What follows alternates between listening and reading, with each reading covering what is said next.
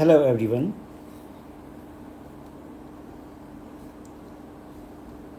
Welcome to this session. और इस session में हम देखेंगे इम्पॉर्टेंट फैक्ट्स को, इम्पॉर्टेंट लॉज को, इम्पॉर्टेंट टर्म्स को। इम्पॉर्टेंट लॉज, महत्वपूर्ण जो नियम है उसकी बात करते हैं। इसमें कुछ टर्म्स भी आएंगे और जाहिर है कि फैक्ट्स भी आएंगे। इसमें शुरू करता हूँ मैं।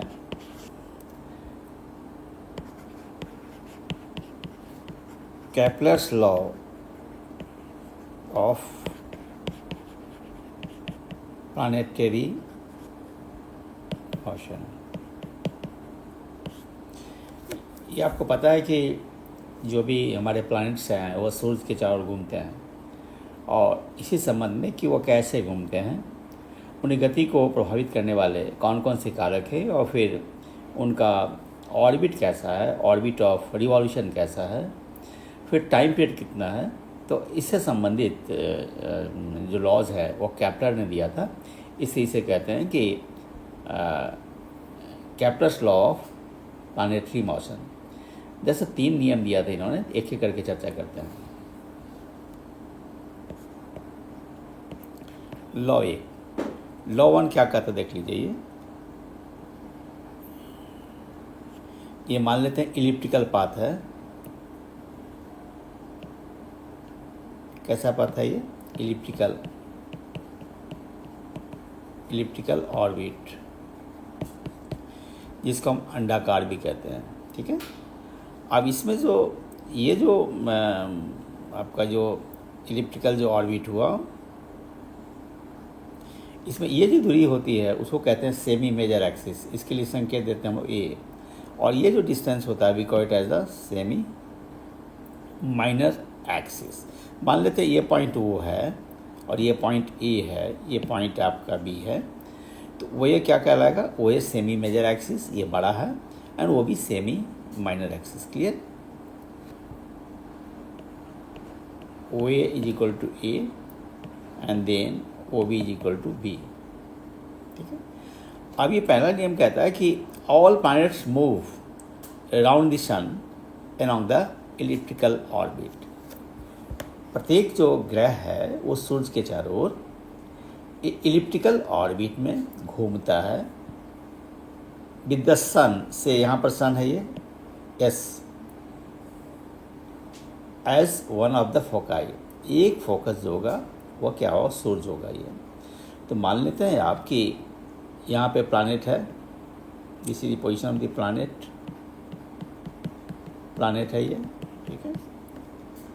अब क्या है, इसको मिला दीजिए इससे, एस को। मान लेते हैं प्लैनेट की पोजीशन जो है हमारा, कुछ भी आप दे सकते हैं, पी दे दीजिए, कुछ देर प्लैनेट यहाँ आ जाएगा तो क्यू दे दीजिएगा। ठीक है। तो पहली बात क्या है कि जो प्लैनेट्स घूमता है सूरज के चारों ओर, वह इलिप्टिकल ऑर्बिट में घूमता है। तो याद रखिएगा ऑर्बिट कैसा होगा प्लैनेट्स के मोशन का सूरज के चारों ओर? इलिप्टिकल। क्योंकि ये प्रश्न पूछे जा सकते हैं कि when a planet revolves around the sun, what is the nature of the orbit? Circular कह सकता है, इलिप्टिकल कह सकता है, कुछ भी रेक्टेंगुलर कह सकता है, एनी ऑफ द शेप को दे सकता है आपको। तो याद रखिएगा इलिप्टिकल ऑर्बिट। फोकस क्या होगा? सूरज पर होगा। ठीक है। This is the first law, ये पहला लॉ है ये। अब नेक्स्ट लॉ आते हैं लॉ 2। लॉ 2 क्या कहता है देख लीजिए। लॉ 2 ये कहता है कि ये जो हमारा एस और एस को पी से हमने मिला दिया, एस पी जो हुआ, this is called radius vector और द पोजीशन वेक्टर, और the line joining the position of the planet with the sun. यानी जो भी ग्रह की स्थिति है वहाँ से सूरज को मिला दें तो जो लाइन होता है we call it as the radius vector or the position vector or the line joining the planet with the sun. अब इसका कहना है कि ये जब प्लैनेट मूव करेगा, देखिएगा यहाँ पे ये प्लैनेट यदि मूव करेगा इस इलिप्टिकल पाथ में, तो मतलब अभी पोजीशन यहाँ पर है, पोजीशन यहाँ आ जाएगा, ये हो जाएगा। मान लिया जाए कि कुछ देर के बाद में पोजीशन जो है वो आपका प्लैनेट का ये आ जाएगा, ये मिल जाएगा ऐसे। तो सेकेंड लॉ ये कहता है कि ये जो पोजीशन वेक्टर है it will SVEEP out equal angle in equal time intervals. समान समय अंतराल में समान कोण बनेगा, यानी मीनिंग देयर बाई यह जो एंगल आपका होगा जो बना यहाँ पे और यहाँ से यहाँ तक आने का जो समय है वही समय यहाँ से यहाँ तक आने का है, ये दोनों एंगल का मान बराबर होगा। That is equal angle in equal time interval, equal angle in equal time interval. Okay, ठीक है, बाय द पोजीशन वेक्टर। ये जो आता है, ये जो रिजल्ट आया, this is from the principle of conservation of angular momentum, यानी ये बताता है कि एंगुलर मोमेंटम का मान जो है वो कंजर्व्ड है, राइट।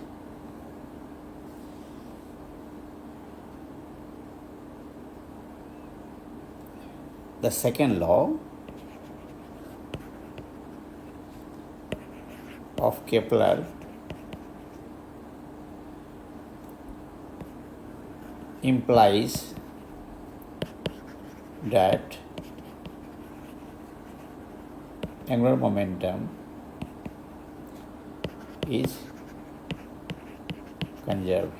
ठीक है, कोणीय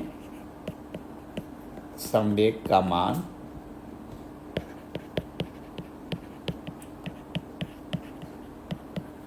संरक्षित रहते हैं। ठीक है, थर्ड लॉ आइए, लॉ थर्ड केपलर का, ये कहता है कि T square varies as A with power 3/2। फिर मैं डायग्राम बना देता हूँ यहाँ पे। Suppose this is the elliptical path, this is semi major axis A, this is semi minor axis B, this is sun S, right. और position कोई planet का होगा मान लिया जाए, यहाँ मिला दिया हमने। तो प्लैनेट क्या, और यहाँ प्लैनेट हो सकता है, कहीं भी हो सकता है अपने ऑर्बिट के किसी पॉइंट पर। तो प्लैनेट तो मूव करेगा ये ना ऐसे। तो मान लिया यहाँ से प्लैनेट मूव करता है और यहाँ से फिर इसी जगह पे आ जाएगा प्लैनेट, तो this is called one trip of the orbit, एक बार घूमना। एक बार घूमने में जितना समय लगता है उसे हम कहते हैं टाइम पीरियड। क्या कहते हैं, या periodic time of revolution of the planet.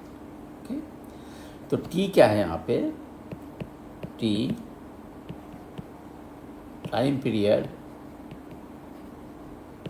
For the revolution of the planet. Time period हो गया ये क्या है, मैंने बताया आपको, सेमी मेजर एक्सिस।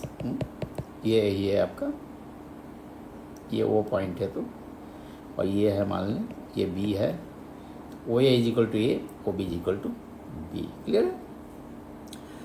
तो मतलब क्या हुआ, केपलर का तीसरा नियम क्या हुआ कि square of time period of revolution of the planet round the sun is directly proportional to 3/2 power of 3/2 को 1/5 भी कह सकते हैं, is directly proportional to 3/2 powers of semi major axis। Clear हो गया। यानी कहने का अर्थ हुआ कि अगर सेमी मेजर एक्सिस का मान चेंज करेगा तो ये आपका इसका टाइम पीरियड भी चेंज कर जाएगा। जैसे फॉर एग्जाम्पल इसको थोड़ा और क्लियर करते हैं, क्योंकि ये एग्जाम में प्रश्न पूछे जाते हैं अक्सर इससे। तो वहाँ पर क्या है, T square varies as A with power 3/2,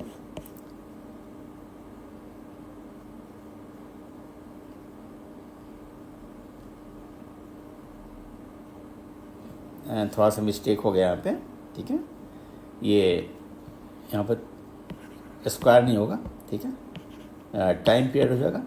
time period of revolution of the planets around the sun is directly proportional to 3/2 power of the semi major axis, ठीक है। यहाँ अभी थोड़ा मिस्टेक हो गया, ये नहीं होगा, ये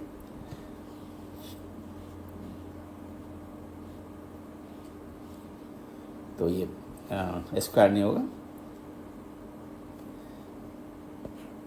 तो T varies as A B power 3/2 है ना।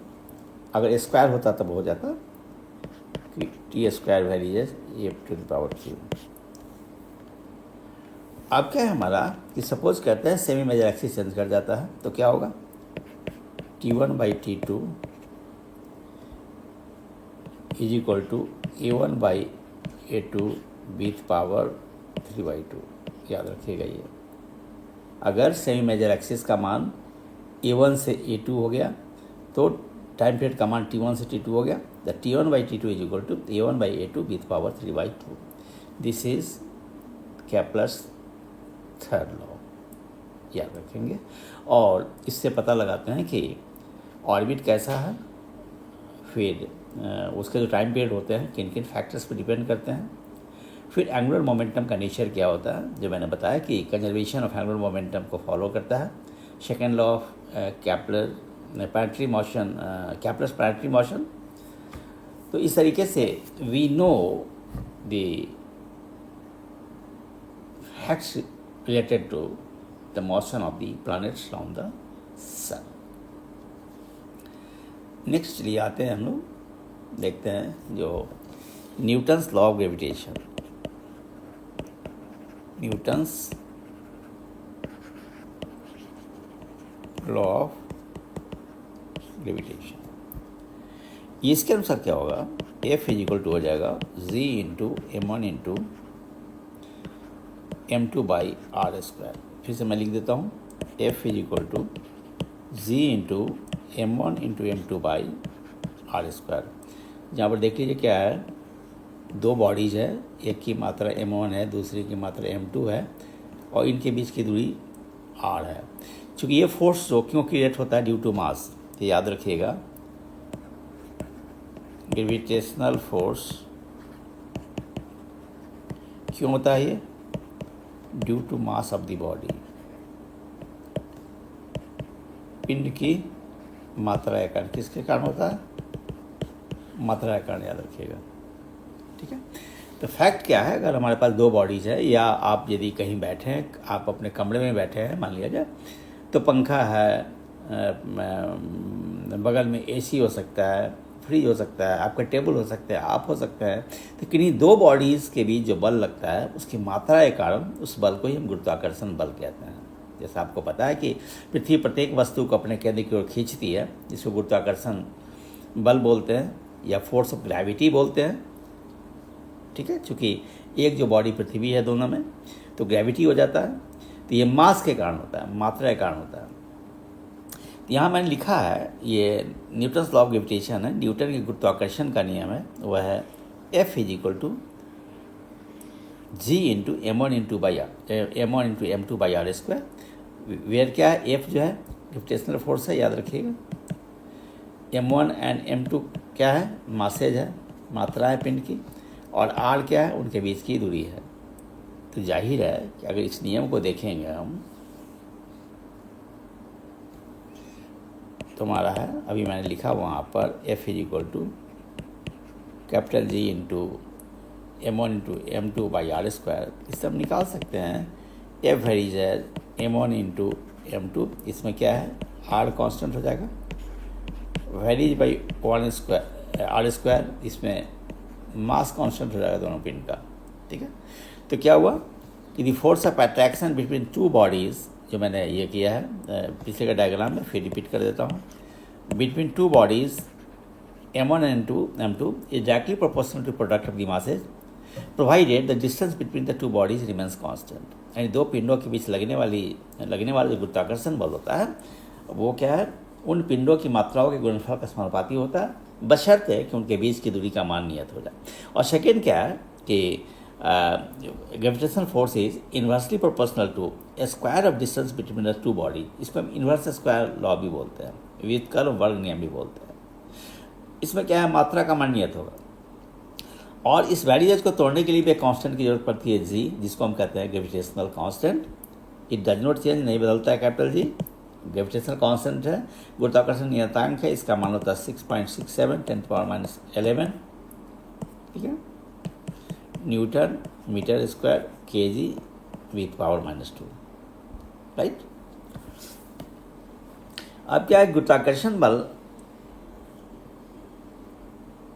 का इम्पॉर्टेंस तो आप जान रहे हैं कि ये बल नहीं हो तो पृथ्वी पर जीवन भी संभव नहीं है, क्योंकि जो डिफरेंट गैसेज है अर्थ के एटमॉस्फेयर में, उसको गुरुत्वाकर्षण बल बांध कर रखता है, ठीक है। और ये पता है जो भी प्लैनेट्स हैं या मून भी जो है पृथ्वी के चारों ओर जो घूमता है, तो घूमने के लिए क्या चाहिए। अभी मैंने पिछले लेक्चर में बताया था कि सर्कुलर मोशन के लिए क्या चाहिए, सेंट्रीपिटल फोर्स चाहिए। For circular motion you need centripetal force, ठीक है। अब पिछले के लेक्चर मैंने बताया था कि F इक्वल टू होता है mv²/r। अब ये mv²/r कहाँ से होगा, तो चांद और पृथ्वी के बीच में जो गुरुत्वाकर्षण बल लगेगा उसी से ये मिलेगा, mv²/r मिलेगा। उसी तरीके से अगर वीनस है, नेपच्यून है, प्लूटो है, मरकरी है, कोई प्लैनेट अगर सूर्य के चारों घूमता है तो उस प्लैनेट और सूर्य के बीच में एक बल लगता है मात्रा के कारण, और ग्रेविटेशनल फोर्स कहलाता है, जो एक दूसरे को बांध कर रखता है। तो अगर हम सोलर सिस्टम को ही देखें तो ग्रेविटेशनल फोर्स के कारण ही ये क्या है, ये दुनिया बंधी है, टिकी हुई है, राइट।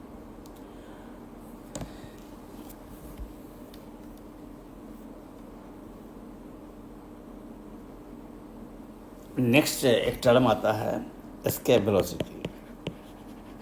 एस्केप वेलोसिटी, इसको बोलते हैं हम लोग पलायन वेग। क्या बोलते हैं हम लोग, पलायन वेग, एस्केप वेलोसिटी। तो मान लिया जाए कि ये अर्थ सतह है, it is centre of the earth, जहाँ पर पृथ्वी की मात्रा को केंद्रित मानते हैं m e। और मान लिया जहाँ पर कोई बॉडी है जिसकी मात्रा m है, तो नॉर्मली इसको आप ऊपर की ओर फेंकिएगा तो नीचे गिर जाता है। अब धीरे धीरे ग्रेजुअली अगर if we increase the velocity given to this mass m, तो एक समय आएगा कि आप फेंकिएगा उस वेग से तो पिंड वापस नहीं आएगा, बॉडी वापस नहीं आएगा अर्थ की सतह पे। ये कहीं भी हो सकता है, पृथ्वी की सतह पर हो सकता है, मरकरी हो सकता है, प्लूटो हो सकता है, वीनस हो सकता है, किसी भी प्लैनेट की सतह पर हो सकता है। यदि हम वैसे वेग से किसी वस्तु को फेंक दे, ऑफकोर्स वो मिनिमम वेलोसिटी होगा। That minimum velocity is called escape velocity. इसकी खास बात ये होती है कि एस्केप वेलोसिटी किसी पिंड को अगर बाहर फेंक दोगे, पिंड की सतह प्लैनेट के सरफेस से बाहर फेंक दोगे तो प्लैनेट पे फिर लौट कर नहीं आता। तो remember the escape velocity is defined as the minimum velocity that is needed for any body so that the body should not come back to the earth, अगर उस वेग से फेंका जाए तो।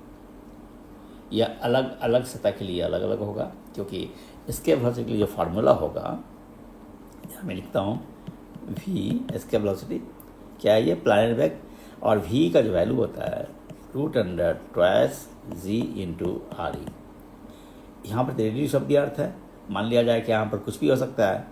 आप चांद पे, मंगल ग्रह पे चले जाइए, चांद पे चले जाइए, बुध पे चले जाइए, तो वहाँ पर आर का मान चेंज करेगा, तो एस्केप वेलोसिटी का मान चेंज कर जाएगा। याद रखिएगा कि escape velocity depends upon the radius of the surface under constellation.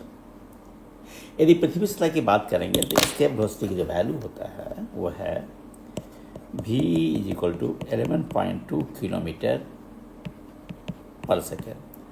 और चांद की यदि हम बात करते हैं तो V M moon, M stand for the moon, this is your 2.37 kilometre per second.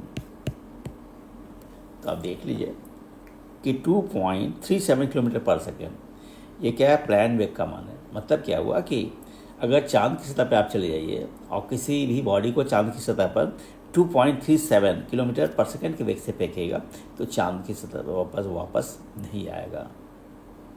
और क्या है, पृथ्वी की सतह पर क्या है, 11.2 किलोमीटर पर सेकेंड या उससे अधिक वेग से फेंकेगा तो पृथ्वी की सतह पर नहीं आएगा वो फिर।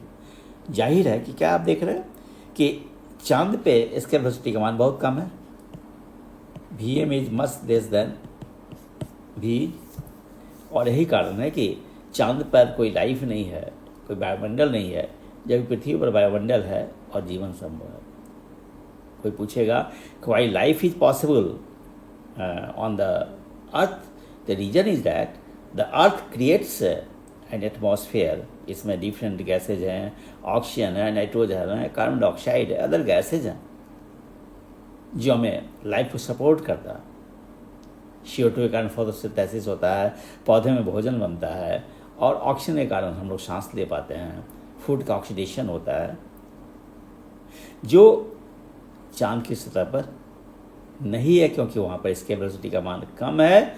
इसलिए नॉर्मल टेम्परेचर पे ही वो क्या है, जो भी गैसेज हैं वो चांद की सतह को छोड़ करके दूर चला जाता है। तो याद रखिएगा, ये आपसे पूछेगा कि why life is possible on the earth surface, you have to answer that life is possible on the earth surface because of large escape velocity, say 11.2 kilometer per second for the surface of the earth. You can compare with the moon, whereas the moon has very low escape velocity, it is equal to 2.37 kilometer per second. Fine. अब कुछ हम चर्चा कर सकते हैं। जैसे question मुझे याद आ रहा है कि ये 2022 में पीटी में आया था, BPSC PT 2022। इसमें सेंटीपिटल फोर्स से संबंधित सवाल आया था। सेंटीपिटल फोर्स ये जो सवाल था, इज रेस्पॉन्सिबल टू, इसमें पहला जो ऑप्शन दिया था वो है हमारा independent motion of the object in space, independent motion of the object in space, पहला ऑप्शन था। सेकेंड था कि keep the body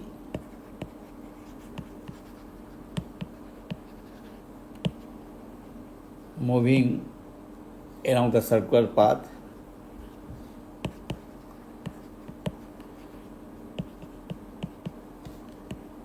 third option था कि fly the object along the straight line, fly the object along the straight line। Next है हमारा more than one of the above, more than one of the above, ऊपर में से जो है उसमें से एक से अधिक। और नेक्स्ट है none of the above, ऊपर में से कोई नहीं। ठीक है। और देख लीजिए, मैंने पहले भी लेक्चर में मैंने कहा था कि सेंटीपिटल फोर्स जो होता है इसका जो एक्सपांशन देखते हैं, तो ये अगर सर्कुलर ट्रैक हमारा है, ये सेंटर ट्रैक का ये रेडियस है, ये पार्टिकल का पोजीशन है, ये मतलब मात्रा इसकी एम है और रेडियस इसकी आर है, राइट। यदि अगर नॉर्मल केस में छोड़ देंगे तो ये क्या होगा, टेंजेंट तरफ चला जाएगा, क्योंकि न्यूटन गति के पहले नियम के अनुसार everybody continues to be in a state of rest और uniform motion in a straight line unless some force acts on the body to change its state.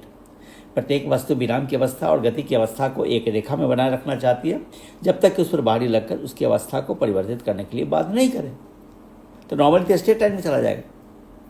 तो यदि ये सर्कुलर मोशन चाहते हैं तो वृत्ताकार पथ के त्रिज्या के अधीन केंद्र की ओर एक बल लगना चाहिए। We call this force as the centripetal force, right. और यदि मान लिया जाए कण यहाँ पर आ जाएगा तो ऐसे फोर्स काम करेगा, कण यहाँ आ जाएगा तो ऐसे फोर्स काम करेगा, ये बॉडी यहाँ आ गया तो ऐसे फोर्स काम करेगा। Every time the force will be towards the centre of the circular track and around the radius and we call it as the centripetal force. मतलब क्या हुआ, a force having love for the centre, जिसे centre से प्यार हो, जो centre को चाहता हो, उसको हम कहते हैं सेंट्रीपिटल फोर्स। तो स्वाभाविक है कि सेंट्रीपिटल फोर्स के बिना सर्कुलर मोशन संभव नहीं है। तो देखिए इसका मतलब इसमें दो ऑप्शन सही है, keep the body moving along the circular path, ठीक है, बाकी शेष तो होगा नहीं जब ये सही हो गया तो ये क्वेश्चन आया हुआ बीपीएससी पीटी 2022 में। ओके, इस तरीके के बहुत सारे सवाल उठ सकते हैं हमारा कि जो कौन सा कैप्लर्स का कौन सा नियम है, कैप्लर्स लॉ में कौन सा नियम है जिसका संबंध आपका एंगुलर मोमेंटम कंजर्वेशन से है, एंगुलर मोमेंटम कंजर्वेशन से है, यानी कोणीय संवेग संरक्षण से है, उसका संबंध है कोणीय संवेग संरक्षण। जाहिर है सेकेंड लॉ मैंने बताया था। ये फिर क्वेश्चन आ सकता है कि प्लैनेट जो सूर्य के चारों घूमता है उसका नेचर ऑफ द ऑर्बिट क्या होता है, तो मैंने बताया था इलिप्टिकल पहला नियम है।